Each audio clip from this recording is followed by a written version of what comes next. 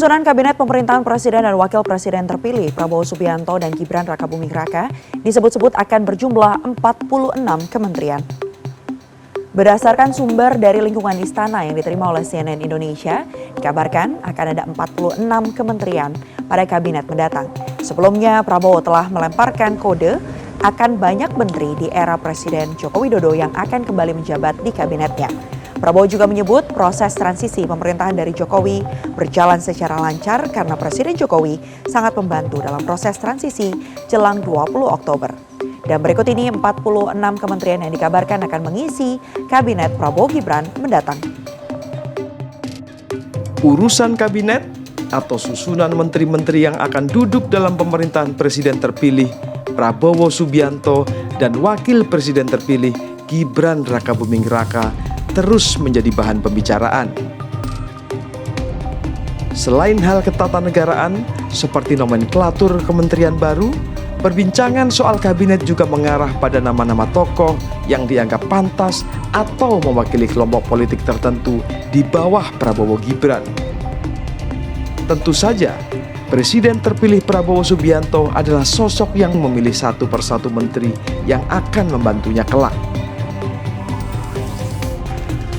Dan kita tadi saya katakan kita harus berani koreksi diri. Saya sudah sampaikan kepada semua partai yang mau bergabung dalam koalisi saya terang-terangan saya katakan.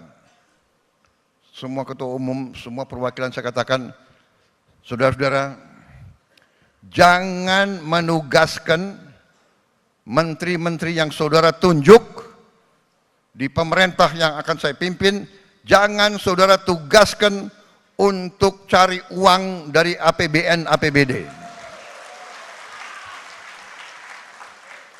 Zamannya sekarang susah.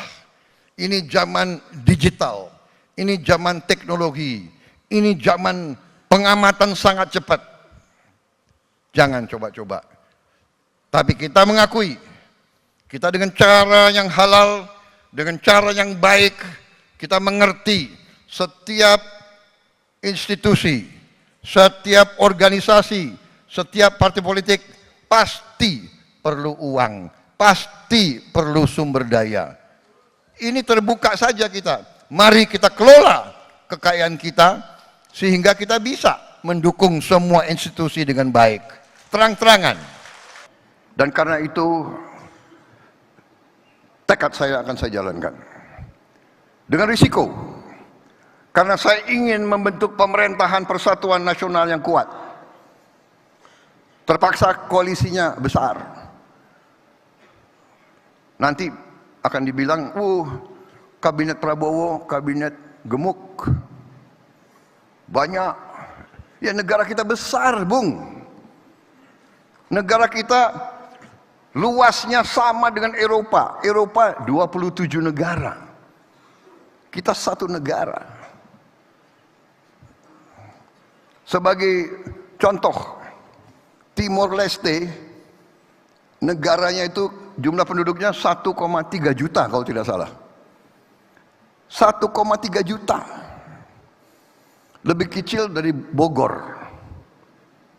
Kabupaten Bogor. Kabinetnya, menterinya tahu nggak berapa? 28 menteri. Kenapa? Karena di koalisi juga. Kalau kita negara otoriter, ya kan, hanya satu partai, ya bisa jalankan negara ini hanya dengan 20 menteri, 24 menteri. Tapi saya harus merangkul semua kelompok, harus ada perwakilan. Harus ada perwakilan dari Indonesia Timur, Indonesia Barat, Indonesia Tengah, dari suku A, suku B. Harus ini Indonesia. Mungkin Prabowo perlu melihat CNN Indonesia Plus Minus yang kali ini memunculkan nama-nama tokoh yang bisa menjadi pilihan. Simak obrolan CNN Indonesia Plus Minus dengan Direktur Eksekutif Lokataru Haris Ashar dan Akademisi Hukum UGM Herlambang Perdana Wiratraman mengenai hal ini. Pertama, saya sangat kritikal ya terhadap pemerintahan ke depan, terutama terhadap presiden dan wakil presidennya, karena cara mereka menuju atau menang ini, saya harus ingatkan itu dulu, ya kan. Apapun resikonya, saya tetap mempertahankan pendapat saya di sebelum kampanye sampai hari ini bahwa mereka adalah sepasang, ya kan, pres dan wapres yang menang lewat banyak kemudahan yang disediakan oleh rejim sebelumnya, gitu. Terutama Mr. Prabowo-nya harus bisa membuktikan kan bahwa karpet merah itu sebetulnya tidak sebanding dengan kualitasnya dia, misalnya kayak gitu. Oke. Ya kan? Jadi, nah untuk itu supaya dia serius, benar-benar substansial dan signifikan, maka dia harus dilengkapi dengan sejumlah menteri yang berbobot. Jadi pertaruhannya pada siapa yang akan dipilih. Betul. Oke. Karena problemnya Jokowi kan itu. Tapi mas, sebentar. Ngomong kabinet, menteri-menteri ini kan harus ada dukungan, katanya ya kan, harus ada dukungan partai juga. Multi partai. Ada titipan dalam tanda petik. Karena dalam perjalanannya mereka kan nggak bisa bekerja sendirian. Nah, misalnya gitu. Itu dia, makanya ujiannya di situ. Bisa nggak misalnya Prabowo, mohon maaf saya tidak menyebutkan Gibran, ya kan? Bisa nggak Prabowo dia benar-benar menyusun satu rumusan atau kalkulasi yang berbasis pada kebutuhan, bukan berbasis pada tekanan. Oh, menarik. Berarti Ya, kan? profesionalitas person to person ditata. Profesionalitas, konteks hari ini, kontekstualitas itu menjadi penting. Jadi hari ini problem kita apa, lalu siapa yang tepat ada di situ. Nah, Kita jadi, menuki ke siapa nama-namanya. Jadi kawan-kawan, seperti yang sudah saya jelaskan di depan bahwa saya itu mengirim list kementerian. Nanti kawan-kawan bisa lihat bahwa Mas Haris juga menuliskan siapa kira-kira yang dicalonkan. Nah, dan memang hasilnya seperti yang kawan-kawan lihat. Ini yang menarik, ini Menko Polhukam langsung Pak Rocky Gerung. Kenapa mas? Kenapa kok Pak Rocky Gerung ini? Nggak ngurusin olahraga jadi? Sebenarnya gini, sebenarnya Rocky kalau secara personal capacity dia nggak mau. Dia kan orang, dia lebih dahsyat dari presiden sebetulnya. Vibrasinya dia, yaitu vibrasinya dia adalah vibrasi tanpa institusi. Oke. Magnitude-nya ya, itu dia lebih besar itu. Tapi saya menggunakan nama Rocky Gerung di posisi Menko Polhukam untuk kembali merapikan makna politik dan makna hukum. Jadi dia mengkoordinir satu kantor kementerian ini, jabatan ini, dalam rangka sebenarnya tujuannya untuk merapikan cara negara berpolitik dan melakukan penegakan hukum. Dia menjadi mercusuar yang formal untuk mengembalikan makna. Sebenarnya sih nggak enak juga ya mercusuar yang formal. Tapi dia dapat posisi yang menarik lah. Setidaknya Meskipun kita pun hari ini sudah kenyang tanpa formalitas dia pun, dia sudah dedikatif ya.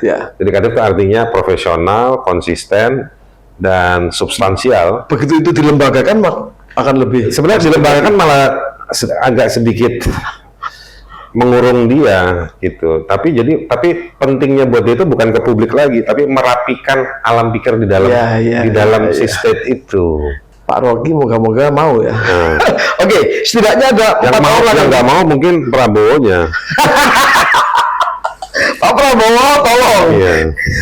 Menko Polhukam Rocky Gerung, Mendagri Alif Sulistyo, Purnawirawan Polri, polisi. Menko Ekonomi Khatib Basri, dan Menko PMK-nya Mas Tobas Taufik Basari. Coba mas, 3 nama ini mas. Pak Arief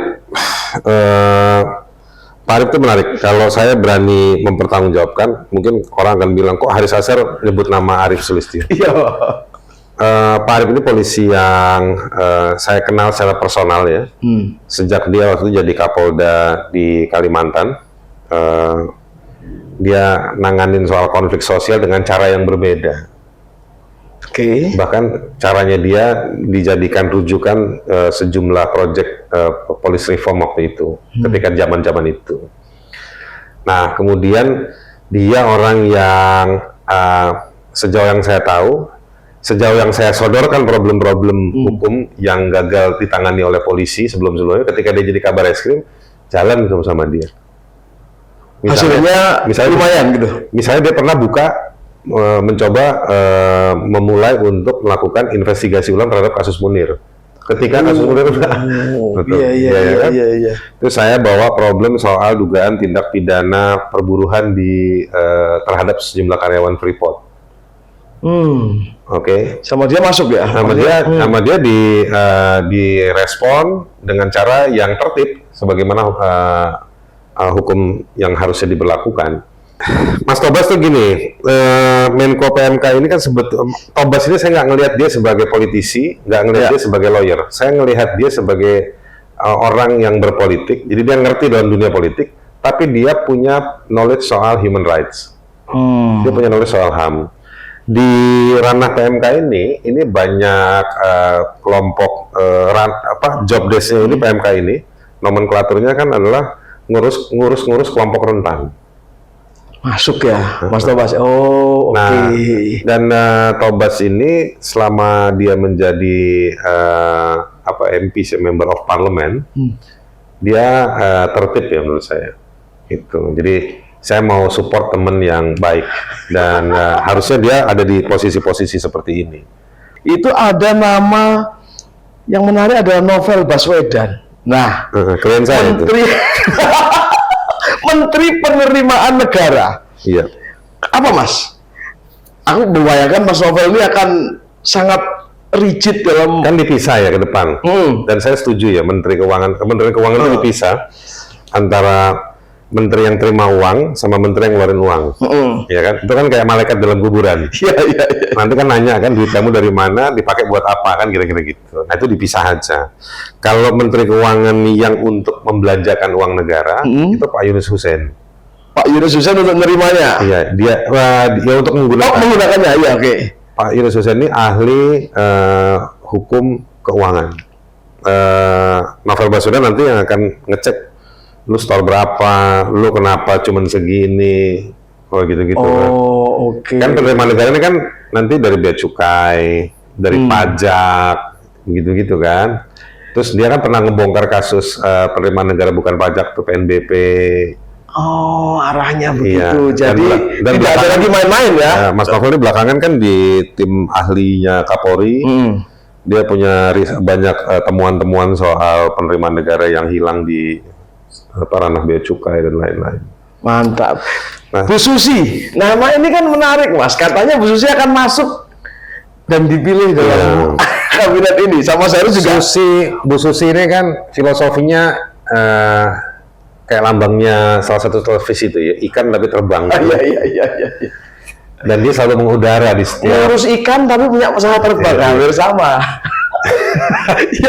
Dia selalu mengudara kan namanya di setiap kalau ada orang ganti. Terus Allah selalu melekatkan dia pada Kementerian KKP. Sebenarnya saya kalau saya pakai bahasa agak sarkasnya, menyeret dia bukan lagi di KKP. Diperlebar. Dia jangan ngurusin ikan saja. Makanya dia harus jadi Menteri Perdagangan. Kenapa Najwa Shihab? Waktu saya tadi menulis ke Menlu, selain tadi alasan soal saya punya keterbatasan referensi, saya membayangkan ini orang yang punya vision worldwide atau free as it is gitu. Dan menurut saya Najwa Shihab itu salah satu dari sejumlah yang terbatas orang yang punya kapasitas itu. Apa hal kebudayaan yang dalam benak Mas Haris nih, kok Panji? Menurut saya Panji revolusioner. Iya, iya. Apa kalau dalam dunia entertainment Panji itu menurut saya pembaharu. Oke. Dengan komikanya dia memasukkan politik Dengan varian apa segala. varian apa namanya? Mode of artnya. Dia apa nih Jawa itu sebut apa? Ngewangi ya. Oke, supporting. Oh, Dia mensupport diri. Terus dia menciptakan produk-produk art dan entertainment dengan cara yang berbeda. Dia nggak menari, dia tidak bernyanyi, iya. dia tidak main film, tapi dia melakukan semua itu dalam sejumlah situasi yang antara disetting dan juga kalau kebutuhan dia bisa merespon itu dengan satu tetap menjaga pakem. Dan itu ada isinya semua kan? Dan itu adalah culture. Ada namanya ponakannya Prabowo juga. Yang mana itu? Rahayu Saraswati. Menarik ini. Iya. Mbak Saras. Iya. Kenapa dia? Menarik. Dilihat aja menarik ya kan. Artinya apakah dia punya sesuatu yang publik harus tahu? Kalau ngelihat kemarin dia berapa tahun terakhir ini ya, ya mungkin dia bagian dari family ya. Tapi menurut saya dia yang paling teruji. Mas, main PPA ini kan sekarang aja suaranya nggak terdengar loh, Mas. Makanya kasih ke dia. Oh, oke. Ini urgent ya, ini kementerian ini sebenarnya ya. Urgent. Kekerasan seksual pada anak, ibu segala macam. Ini kekerasan seksual pada anak di daerah-daerah itu kan banyak yang nggak diberitakan. Poin itu ya Mbak Saras ya. Kira-kira apa Mas Haris? Kalau Mbak Saras ini kira-kira kalau Mas Haris membayangkan dia akan bisa melakukan apa di kementerian ini? Kasus-kasus. Energetik ya pertama satu. Yang kedua cukup lincah berpikirnya meskipun saya pernah satu forum sama dia terlalu ya waktu zaman kampanye kan belain omnya lah kira-kira gitu. Tapi saya lihat orang tersebut Saras ini karena dia besar di Jakarta, saya juga cek kiri kanan di dunia kejakartaan itu. Artinya bukan out of nowhere become ada di mana jenis itu enggak juga. Jadi artinya memang punya sesuatu. Ada jejak sosial menuju jejak politiknya itu kedetek semuanya. Katakanlah usulan kita ini ada yang diambil dari oleh Pak Prabowo dan Gibran lah katakanlah begitu. Tapi publik ini Mas, ketika nanti ada nama-nama yang benar-benar officially dipilih sama Pak Prabowo sama Gibran, bagaimana sih Mas Haris cara publik harus melihat nama-nama yang akan dimention atau dipilih ini? Kalau saya itu selalu meriksanya begini, skillnya orang tersebut, skill ya kan? tuh, oke. Lalu apa yang dikerjakan selama ini dalam kurun waktu misalnya 20 tahun, 25 tahun, 30 tahun minimal gitu, ya minimal 20 tahun lah, ya kan? Otomatis ada yang bilang berarti anak muda nggak bisa masuk. Sorry to say. Itu harus sesuatu yang kalau nggak sampai 20 tahun, ya 5 tahun, 10 tahun, ya harus benar-benar dahsyat produknya. Oke. Dan skill dan apa yang dikerjakan itu konsisten terus-terusan. Jadi bukan, saya pernah kok ikut organisasi ini, ya lu ikut organisasi foto-foto dong, upload di Instagram buat apa? Tapi ketika misalnya ada nama-nama yang dirasa nggak pas, ketika ada menteri kepilih dan ternyata ada yang menilai ini nggak pas ini, kira-kira publik bisa apa sih Mas? Rakyat harus membangun dirinya karena saya juga nggak yakin negara ke depan, pemerintahan ke depan akan ngasih pelatihan bagaimana ngawasin dirinya kepada rakyat kan nggak bakalan. Rakyat meskipun Anda mendukung Prabowo, dukung Zulkifli Hasan, tetap harus mengawasi karena Anda boleh.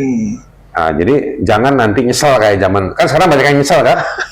Ada lagi yang orang-orang nih yang 9 tahun dukung Jokowi, Menyalahkan gorong-gorong. nah, 9 tahun setengah dukung Jokowi, akhirnya tiba-tiba sekarang yang paling oposisi. Nah, ya. Disclaimer dulu ya, mereka mungkin kalau diusulkan tentu juga lihat-lihat presidennya siapa, wakil presidennya siapa ya. Tanpa mengurangi rasa hormat kepada teman-teman yang sudah saya usulkan ini, sebenarnya mereka lah sosok-sosok yang punya kompetensi, kapasitas, dan integritas, serta rekam jejak yang begitu panjang, keilmuan untuk publik. Ya, kalau keilmuan hanya untuk Skopus, untuk naik pangkat itu banyak ya, administrasi ya. Tapi ini keilmuan untuk publik dan mereka dedicated ya. Aswinawati tentu dengan posisi misalnya Menko Polhukam, dia akan bisa melampaui cara pandang yang yang lebih progresif ya. Bagaimana menata relasi politik, hukum ke dalam real rule of law, negara hukum Indonesia itu. Saya kira pengalaman Aswin dan dia paham betul bagaimana menempatkan lembaga-lembaga negara mana yang memang harus dibenahi ya di institusi misalnya kayak kepolisian, kejaksaan dan seterusnya, dan mana yang pemerintah harus berjarak gitu ya, independen. Nah, saya kira kalau Menko Polhukamnya Aswinawati, KPK akan dikembalikan ke posisi independen. Nah, dugaan saya begitu. Nah, penting ini. Begitu juga Mbak Titi ya, yang sekarang penasihat Perludem. Kenapa dia cocok dengan soal internal affairs ya, Menteri Dalam Negeri? Karena dia tahu betul bagaimana menata rekrutmen jabatan politik di daerah dan bagaimana mengembangkannya, seperti apa kapasitas orang-orang di daerah dan seterusnya. Dan dia tentu dalam programnya akan mencoba, ya ini imajinasi saya sendiri, akan mencoba menjaga supaya nggak ada konflik kepentingan di level daerah. Jangan seperti sekarang ini dibiarkan dinasti politik di berbagai level terjadi. Nah, itu saya kira harus dihentikan. Harus ada moratorium terhadap dinasti itu atau penghentian ya, supaya tidak memanfaatkan kepentingan politik kuasa bapaknya atau ibunya, suaminya dan seterusnya untuk menjadi calon. Kenapa Mas Rimawan di Menko Ekonomi? Karena beliau juga punya rekam jejak yang panjang soal pengetahuan dia soal ekonomi, dan integritas juga penting ya dalam hal ini, dan orientasi ekonomi Indonesia yang penting juga dibangkitkan ya, kesadaran bahwa Mas Rimawan dengan rekam jejak sosialisme ekonominya saya kira penting ya, mengembalikan marwah Hatta dulu ketika bicara soal kemana arah Republik Indonesia itu. Tapi di list selanjutnya Mas Herlambang menaruh Haris Azhar, orang yang kemarin diadili dan menang ini sebagai Menteri Pertahanan. Iya. Satu itu. Yang kedua, ini Menkominfo dihapus. Nah, ini menarik ini. Iya. Artinya kan kita ngomong tentang perlu tidaknya Menkominfo ada. Kemudian ada Mas Novel Baswedan. Terus ada kawan Papua. Ini Mas Novel ini dicalonkan sebagai Menteri BUMN dan Penerimaan Negara. Ini menarik. Jadi Mas Haris, ada Mas Novel, Menkominfo dihapus. Terus ada Latifah Anum Siregar, Aliansi Demokrasi untuk Papua. Nah, ini secara khusus berarti pengen menjadikan Papua sebagai muncul sebagai Menteri Sosial. Saya bayangkan kalau Haris ya, dia akan nata bagaimana relasi militer dan sipil itu dijaga. Itu penting banget ya. Jadi bisnis militer sudah harus dihentikan, dan Haris bersuara terus soal itu. Itu clear lah kalau dia yang jadi. Nah, kemudian dia juga dugaan saya akan menata bagaimana membangun pertahanan yang lebih adaptif dengan perkembangan teknologi. Saya kira Haris Azhar orang yang bisa menjelaskan itu ya. Kemudian kenapa Mbak Latifah Anum ya? Kita tahu bahwa ada gap yang begitu besar dengan isu Papua, dan Mbak Latifah Anum ini termasuk salah satu orang yang setia dengan pergerakan pembelaan orang-orang Papua. Dan kita tahu ada gap yang begitu besar dengan pulau-pulau lain. dan dia juga tidak pernah ragu untuk membentengi suara-suara kritis terkait dengan kebijakan-kebijakan yang selama ini nggak adil untuk orang-orang Papua. Jadi tepatlah kalau langsung dipimpin oleh dia ya, dan kita tahu refleksi ketidakadilan sosial terbesar itu di sana ya. Jadi Menteri Sosial harus dipegang oleh orang yang paham betul di mana ketidakadilan sosial itu terjadi. Apalagi tadi Menkom Info dihapus, nah itu kan kayak Menteri Penerangan, nggak penting juga itu. Menkom Info ini lebih merefleksi kembalinya negara sebagai alat propaganda saja, dan itu tidak diperlukan. Kalau toh misalnya dikaitkan dengan, kan masih perlu digital governance, yes perlu, tetapi itu bukan di tangan pemerintah per se, dia harus independen. Kalau mau ngomong tata kelola digital, kenapa? Supaya nggak gampang disalahgunakan, gitu.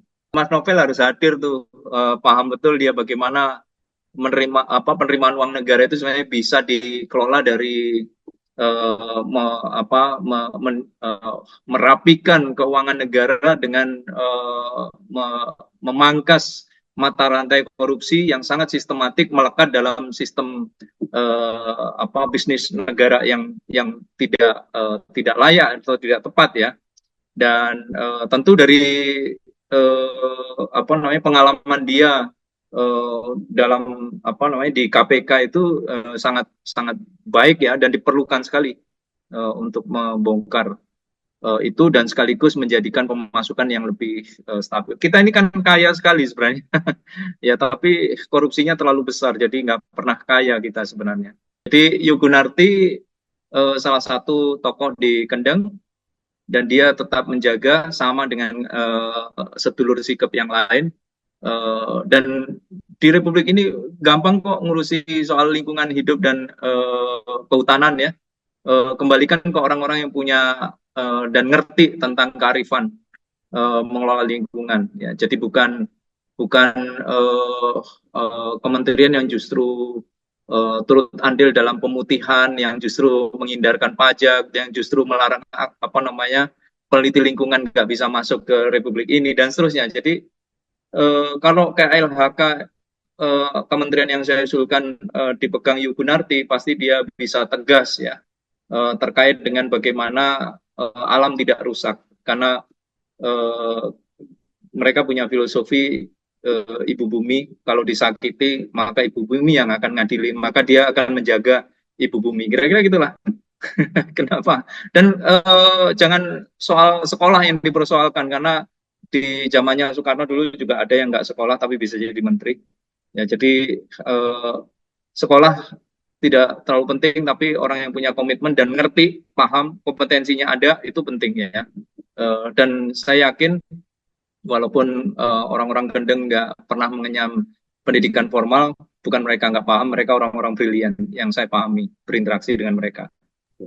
Oke, Mas Delambang, ada catatan yang Mas Delambang kasih ini, 5 kementerian lainnya dilebur agar efektif, kemudian anggaran negaranya, dan 1 dihapus tadi Menkominfo. Mas, apa ya, 5 yang dilebur? Ya, kan saya dengar juga asosiasi atau organisasi dosen-dosen tata negara itu pada mengusulkan jumlah menteri yang kemudian nggak selang lama mirip dengan istana lah bunyinya. Ini kan aneh banget. Menurut hemat saya, 1, kementerian ini harus ringkas, ya, nggak perlu banyak-banyak. Yang kedua, tentu dengan ringkas, fungsinya akan menjadi efektif dan efisien secara anggaran. Dan yang ketiga, jelas tuh pertanggungjawabannya, koordinasinya, sehingga tidak terlalu banyak lintas sektor yang kemudian dalam prakteknya yang saya tahu seringkali saling lempar tanggung jawab. Jadi saya kira kita butuh manajemen negara yang seefektif, efisien mungkin untuk memaksimalkan peran sekaligus memangkas anggaran yang nggak perlu. Gitu. Oke, Mas, kita tahu bahwa realita politiknya, menteri itu setidaknya harus mendapatkan dukungan atau backup dari secara politik ya, di DPR. Ya. Nah, sementara Mas Delambang ini kayaknya mengabaikan itu semua ya, list yang Mas Delambang buat ini. Bagaimana, Mas? Kan, kan pertanyaan saya ini dari awal ini presidennya siapa gitu. Makanya saya harus minta maaf dulu tanpa mengurangi rasa hormat karena saya punya imajinasi, maka saya usulkan nama-nama ini. Pertama, mereka adalah orang-orang yang anti oligarki. Kedua, mereka sangat benci dengan kolusi, korupsi, nepotisme. Ketiga, mereka punya integritas tinggi. Keempat, mereka punya dedikasi. Kelima, mereka tidak pernah main-main dengan sains. Artinya memang kalau kebijakan ya harus ngomong data, ilmunya apa gitu loh, nggak asal bicara. Dan itu sudah teruji. Mental mereka, keberanian mereka, suara mereka di ruang publik, dan dedikasi hidup dan kehidupannya itu untuk ruang publik itu udah terbukti. Jadi nama-nama itu yang saya usulkan. Mas Suroto ngurusi koperasi itu kan udah sering kali dia menantang debat Teten Mas Duki, atau Pak Fatul Wahid rektor UII, dia dengan lantang menyuarakan gimana cara ngurus pendidikan tinggi, atau juga Mbak Irma Hidayana yang sekarang ngajar di Amerika. Kalau menurut saya dipanggil balik untuk ngurus kesehatan lah. Gimana caranya ngurus kesehatan publik? Dia orang yang memotori perlindungan hak publik, terutama dokter-dokter mati nggak ada yang ngurusi, tapi justru lapor COVID yang lakukan. Nah ini aja udah sense-nya kan istimewa ya. Mas Toto Sugito, Menteri Perhubungan, kenapa? Karena dia orang back to work. Gimana caranya menjaga iklim lebih baik, kota yang lebih ramah pesepeda, pejalan kaki itu diperlukan. Jadi jangan infrastruktur yang gede-gede, tapi ya kita tahu faktanya justru anggaran besar, tidak ramah lingkungan, meminggirkan masyarakat kecil dan seterusnya. Itu sih yang ada di pikiran saya ya. Oke, Mas, terakhir Mas. Kalau kita ngomong tentang keefektifan, nanti semoga Pak Prabowo sama Pak Gibran membaca list ini ya dan mempertimbangkan. Oh, mudah-mudahan. Ya, tapi Mas, kalau misalnya Terima kasih ke Mas Iman. Tapi gini Mas, tapi misalnya ketika mereka sudah menentukan siapa yang akan duduk di kabinet, bagaimana Iya. misalnya melihat list itu? Bagaimana cara kita ajarin publik juga untuk melihat bahwa ini orang yang tepat, ini tidak tepat segala macam. Gimana Mas Herlambang? Ya, tadi kan saya bilang basisnya kompetensi, kapasitas, ya, itu penting ya. Kedua, integritas. Ketiga, rekam jejak, ya, rekam jejak dan sepak terjang dia, dedikasi dan seterusnya untuk ruang publik. Artinya dia orang-orang yang dipilih adalah orang-orang yang betul-betul mau mendedikasikan waktu, menginvestasikan 5 tahun waktunya untuk ngurusi publik gitu loh. Jadi nggak sempat mikir untuk ngurusi diri pribadi, apalagi keluarganya gitu ya. Ini kan penting sekali. Nah, rakyat itu harus melek atas itu, ya. Nggak boleh silau dengan permen-permen yang diberikan menjelang pilkada atau pilpres gitu ya, atau menjelang pemilu. Tetapi dia harus punya sikap kritis terhadap siapapun yang ada di pemerintahan. Dan kita pilih orang-orang yang memang mau untuk mendedikasikan hidupnya dengan pertanggungjawaban di ruang publik. Itu saya kira penting ya. Oke. Mas, satu lagi. Kalau misalnya masyarakat ada yang tidak suka, tidak merasa tidak cocok pada figur-figur tertentu di menteri-menteri yang dipilih Pak Prabowo dan Pak Gibran, kira-kira apa yang bisa dilakukan publik, Mas? Ya, satu, pemerintah tetap harus bisa dikritisi. Di ruang publik artinya harus ada tetap ruang untuk menjaga kritisisme itu. Kedua, jangan pernah mengandalkan DPR saja untuk pengawasan ini. Artinya memang publik harus terlibat. Kalau kita merasa ada yang nggak benar ya publik harus turut andil. Yang ketiga, jangan ragu untuk menggunakan mekanisme on rehmato overheads dat ya yang bisa diajukan. Ini kaitannya dengan perbuatan melawan hukum oleh kekuasaan. Ya, menteri perlu digugat kalau memang dia menyalahgunakan kekuasaannya secara sewenang-wenang.